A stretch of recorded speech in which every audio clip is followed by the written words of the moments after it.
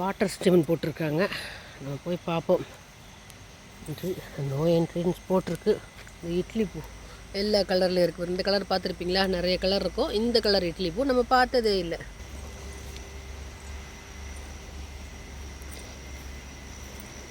அதான் பேசல, சவுண்டு கேட்குதா? நீரோடை சவுண்டு. நீரோடை தான் போயிட்டு இருக்கோம். சூரியன் வர போகிறார். இது நம்ம இட்லி பூ சின்ன செடியாக இருக்குது. நல்லா பூக்குன்னு நினைக்கிறேன்.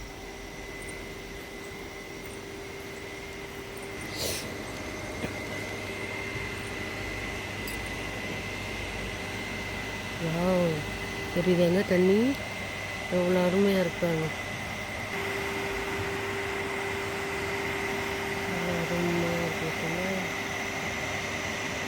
கீழே கொக்கடையில் படுத்திருக்க மாதிரியே ஒன்று தெரியுதுங்களா? எல்லாம் உந்தல உருவம் தான், மண்ணாலான உருவங்கள் தான். தண்ணி எப்படி அருவி பெருக்கெடுத்து ஒரு ரெசார்ட்ஸ் பக்கத்தில். ஓகே, இப்போ நம்ம வந்தோம்ல, நம்ம வந்த பாதை இதே ஒரு காளான் மாதிரி ஷெட்டு போட்டு வச்சுருக்குறாங்க.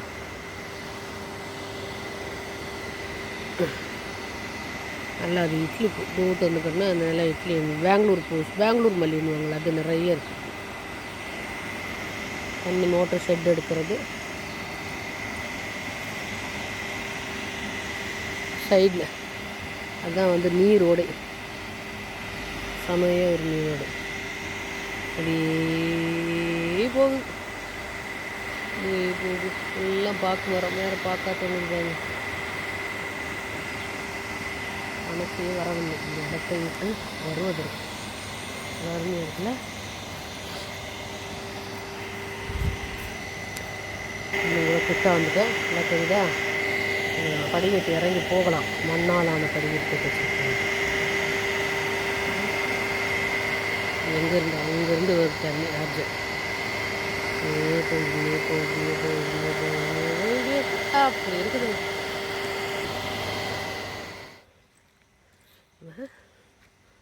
சூரியன் வந்து விட்டார்கள்.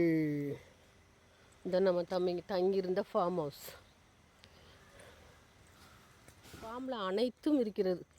எத்தனை ஊடுபயிர்கள், வாழை மரம், செவ்வாழை, தென்னை மரம் இருக்குது. அது மிளகும் ஏற்றி விட்ருக்காங்க. இதில் நல்ல மிளகு தெரியும் பாருங்கள். சூப்பராக தொங்குறது தெரியுதா? மிளகு அப்படியே அழகழகாக தொங்கிக்கிட்டு இருக்கு பாருங்க. மிளகும் ஏற்றி விட்ருக்காங்க. பயிரவர் வராரு.